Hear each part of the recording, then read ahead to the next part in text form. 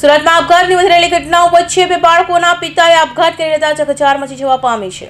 સુરતમાં આપઘાતની ઘટનાઓ વધી રહી છે ત્યારે સુરતના ડિંડોલી વિસ્તારમાં આવેલા સણિયા શિવાનંતા ખાતેની ઓમ સોસાયટીમાં પરિવાર સાથે રહેતા 41 વર્ષીય લાલચંદ તુલસીરામ પાટીલે પોતાના ઘરે આપઘાત કરી લેતા ચકચાર મચી ગઈ હતી।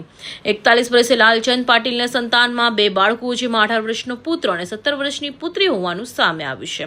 તો યુવાને આપઘાત કરી લેતા પરિવાર હાલ શોકમાં ગરકાવ થયો છે, જ્યારે પોલીસે હાલ આપઘાત પાછળનું કારણ જાણવા તપાસ હાથ ધરી છે।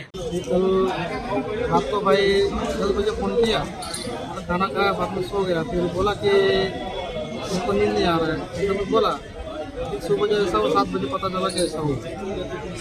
कहाँ पर रहता था और कितनी उम्र थी?